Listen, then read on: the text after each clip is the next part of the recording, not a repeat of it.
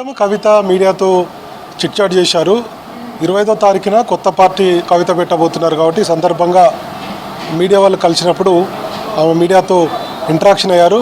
ఒక అంశాన్ని ప్రధానంగా ప్రస్తావించారు. అదేంటంటే ఈ మధ్య కేటీఆర్ త్వరలోనే నేను పాదయాత్ర చేస్తాను, మళ్ళీ బీఆర్ఎస్ని అధికారంలోకి తీసుకొస్తాను, ఈ కాంగ్రెస్ పార్టీ ఎన్నికల్లో ఇచ్చినటువంటి హామీలను అమలు చేయలేదన్నటువంటి విషయాన్ని ప్రజల్లోకి తీసుకువెళ్తానని ఈ మధ్య ఆయన మీడియా చిట్చాట్లో కూడా చెప్పారు. మంచిర్యాల జిల్లాలో పర్యటించినప్పుడు గతంలో కూడా చాలాసార్లు నేను పాదయాత్ర చేయబోతున్నాను అన్నటువంటి విషయాన్ని కూడా కేటీఆర్ ఆఫ్ ది రికార్డుగా చెప్పాడు, ఆన్ రికార్డుగా కూడా చెప్తూ వస్తున్నారు. అయితే ఈ సందర్భంగా మీడియా చిట్చాట్ చేసినప్పుడు కవితను మీడియా ఈ ప్రశ్న కూడా వేసింది.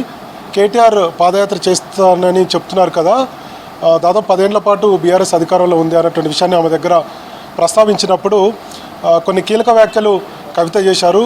కేటీఆర్ను టార్గెట్ చేస్తూ ఆమె మాట్లాడారు. అందులో ఏంటంటే ఒక 2 అంశాలు మనం చెప్పుకోవాలి. 2014 నుంచి మొన్నటి 2023 వరకు అంటే 10 ఏళ్ల పాటు బీఆర్ఎస్ అధికారంలో ఉంది. ప్రజా సమస్యలను తీర్చాల్సింది అప్పటి ప్రభుత్వమే.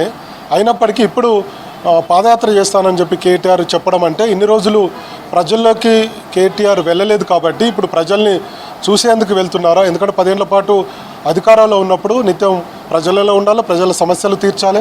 సో ఇట్లాంటి సమయంలో ఆయన పాదయాత్ర స్టేట్మెంటు కరెక్ట్ కాదన్నటువంటి అభిప్రాయాన్ని కవిత వ్యక్తం చేశారు.